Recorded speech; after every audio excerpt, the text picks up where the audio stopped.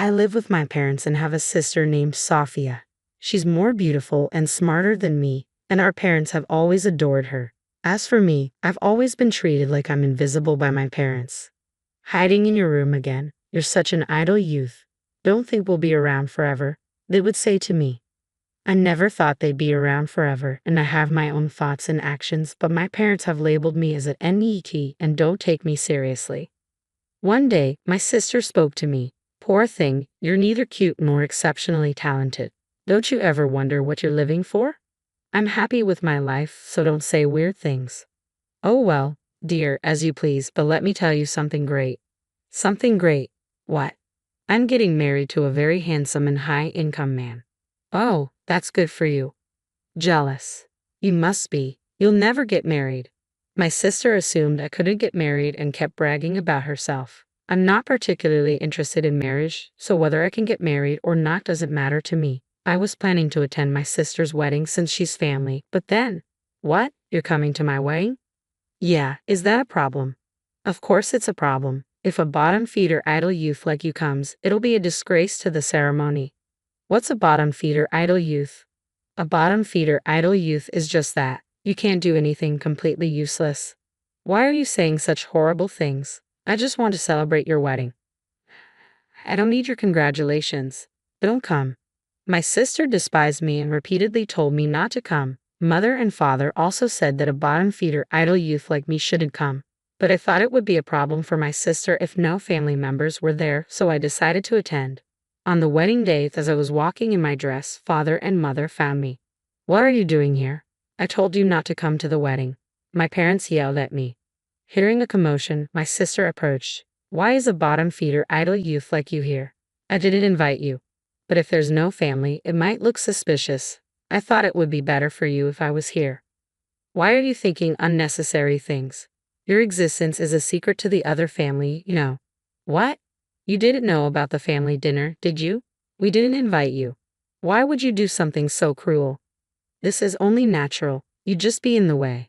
If we said we have a bottom-feeder idle youth in our family, the marriage might be called off. That's why we didn't invite you. Ha ha ha. My sister laughed hysterically as she said this. My parents were smirking. The three of them had conspired together. Seeing their determination to erase my existence, I became deeply saddened. Get out, you useless bottom-feeder idle youth, my sister yelled at me with fury. I realized that nothing I said would matter to this family anymore, so I reluctantly decided to leave the venue. I'm going home then, goodbye. Later. My family pointed and laughed at me as I said this. Holding back my frustration, someone called out to me on the way. Boss, good work today. Ah, good work. Wait, what are you wearing? Yes, I'm the one getting married. Did you know? What? Wait, how do you know, Caleb? And what's this about being the boss? Oh, for you, this person is the president of my company. No way, you're the president. What's your relationship with Sophia? She's my sister. What? Sophia is your sister, but I didn't see you at the family greeting. Well, my sister didn't take me to the greeting. Why would she do such a thing? She thought I was a bottom-feeder idle youth. Sophia, is this true? Caleb yelled at my sister. Wait, but she's always in her room, just staring at her computer. I never thought she was working, my sister said, trembling, but Caleb continued to be angry. Don't joke around. The boss gives us precise instructions from home. She's a skilled executive.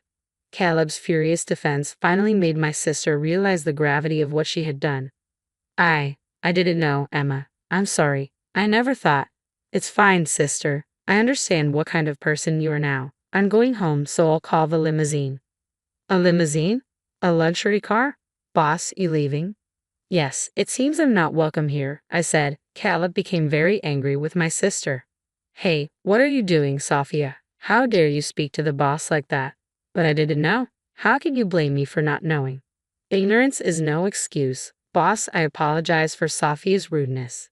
It's fine. She's my family, so you don't have to apologize. No, I'll take responsibility and call off the marriage with Sophia. What, Caleb? What are you saying? Quiet. I can't forgive someone who disrespects the boss. Caleb was angry as if it were a personal affront to him. Why are you so angry? Yes, I said terrible things to Emma, but it's strange for you to be so angry about it. You see, I owe the boss a lot. I kept changing jobs and my work history was a mess. I couldn't get hired anywhere, and the only places left were companies that ignored workers' rights and welfare, forcing people to work in unfair conditions. Just when I was about to give up and take a job at one of those places, my application was accepted, and I got an interview at the boss's company. Caleb was talking about when he first got hired at my company. It brought back memories. I remembered that happening. The boss said she wanted to see me, not my resume. After talking with me for a while, she understood who I was and hired me. The boss's company offers fair working conditions and values me properly, meaning the boss changed my life. Is that so? I didn't know. Wow, what a wonderful story, my sister said, desperately trying to get on Caleb's good side. However, Caleb saw through her cunning plan and became even angrier. It's obvious you're trying to win me over, but I have no intention of forgiving the disrespect you showed to the boss. Caleb's genuine anger left my sister trembling. Please don't cancel the wedding. Come on, father, mother, say something. My sister was trying to get help from our parents, but they were just cowering and didn't seem to want to help. We didn't mean to blame Emma as much as Sophia did. That's right, this is all your own doing, father said. What? Well, the idea of the wedding being canceled. My sister was crying and screaming. Caleb calmly explained what would happen next. If we cancel the wedding, there will be a cancellation fee. If we cancel on the same day, it will be 100%. What? 100%? How much money is that? Well, the total cost of the wedding was $30,000, so it would be $30,000. What? I have to pay $30,000 even if it's canceled. That's how cancellation fees work. No way, then we should just continue with the wedding. Sorry, but I won't do that. I can't forgive what you said to the boss, and I expect you would continue to speak abusively if we got married. I can't live with someone so dangerous. Dangerous? Han, please. What do you think, boss? Caleb turned to me, and I calmly replied, she's saying this now, but she's just saying what sounds good to get through this situation. If you get married, she'll surely start abusing you too, saying things like, it's lazy not to do housework just because you're working, or being a homemaker is hard, so help with the chores. I see. Then it's better to call off the marriage. Hey, don't say such unnecessary things. I almost had him convinced. Did you hear that? She said convinced. That's not a word you use with someone you're going to marry, is it? I think so. I think it's better to call off the marriage or go change, Caleb said and walked away. Wait, don't go, Caleb. Emma, what are you doing? My wedding is ruined. Don't blame me. It's your own fault. It's what you deserve. My sister became even angrier at my words. If you hadn't come to the wedding venue in the first place, none of this would have happened. It's your fault. Take responsibility and bring Caleb back right now. I understand how you feel, but Caleb seems to have lost his will to marry. If you get married in this state, it will only be painful for both of you. I think it's better to call it off. What should I do then? You heard the cancellation fee, right? He said $30,000. That's a huge amount. Yes, it is. Even if we split the cancellation fee, it's $15,000. No, if they say it's my fault, I might have to pay the whole amount. Well, that's a possibility, but what can you do? You've done enough to deserve it. Hey, I just said some harsh words. To cancel the wedding over that? It's too much. Don't tell me, it's Caleb's decision. Hey, father, mother, say something. When my sister turned to our parents, they suddenly became very friendly towards me. Well, I never knew Emma had become a boss. Oh my, as a mother, I'm so proud. No, I always believed in Emma. She's a real go-getter. From now on, let's live relying on Emma's money. Relying on my money? You must be joking, I said. They had also been verbally abusive to me, so I didn't want to spend money on them. Sorry, but I don't want to live with my family anymore. I'm going home now to look for an apartment to live alone. What? Why? We've been living together all this time. Why suddenly live alone? I live with you because I believed in something called family bonds. I thought that if we lived together, you might understand my job someday. But the result was different. You never understood my job and even insulted me. And now you want to rely on my money. Would you want to live with such people? I understand. I'm sorry. From now on, I'll cherish you. Please continue living with us, okay? I said no, didn't I? I don't want to live with you anymore. Even though I said that, father and mother kept insisting. What if we kick Sophia out of the house? Then you'll live with us, right? What? Wait, father, what are you saying? Shut up. I was a fool to expect anything from you. We'd be better off living with Emma than with you. It was the moment father abandoned my sister. As a family member, I didn't want to witness such a cruel moment. Father, just so you know, I hate people who abandon others so easily the most. What? What are you saying? People like that will eventually flip-flop on me too, so I can't live with them. No way. Hey, you stupid husband, what are you doing failing to lure her in? Shut up.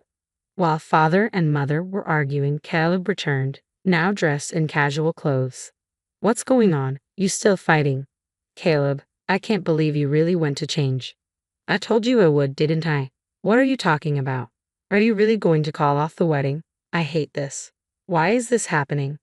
Yeah, just so you know, you're the cause, so you'll have to bear the full cancellation fee. I've already talked to her parents about it. What? That's terrible. It's not just my fault, is it? Sis, no matter how you look at it, it's your fault. Hey, you be quiet. How dare you tell the boss to be quiet? I won't tolerate any more insults to the boss. Wait, please wait.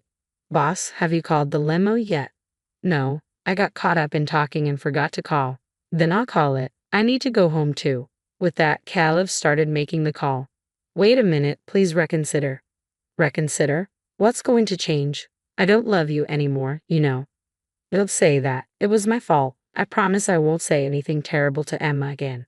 We've had this conversation many times. Enough already. Boss, I've called the limo. It'll be here soon. Then let's wait outside. I'll go change too. Wait, Emma, let's talk. There's nothing to talk about. Wait, Emma, father and mother are begging too. Without you, we'll have to rely on Sophia's money. But Sophia will pay the cancellation fee and run out of money. We won't be able to live properly. Father, mother, if you need money, why don't you get a part-time job or something? No way. I don't want to work at this age. It's okay. There are still people working even in their 70s, and father and mother are still in their 60s, right? You're still energetic. That's not the problem. My body is heavy and it's hard to move, and you're telling me to work. Yes. No way. Are we done here? I'm going to change, so don't talk to me anymore. After I get home, I'll pack my bags and stay at a hotel for now. I have no intention of dealing with you ever again. Hey, wait for me. Please don't go. Don't abandon us, Emma. My sister and parents were screaming, but I quickly changed and left the venue. Afterward, I rode home in the limo Caleb called, packed my bags, and headed to a hotel. I looked up apartments at the hotel, signed a lease right away, and completely cut ties with my family. Sophia ended up having to pay the $30,000 wedding cancellation fee, and my parents were so angry that they disowned her. In the end, my parents ran out of money and both had to work part-time. Sophia, having nowhere else to go after being disowned, began living as a gig worker. I continued to grow my company, increase my income, and lived happily ever after.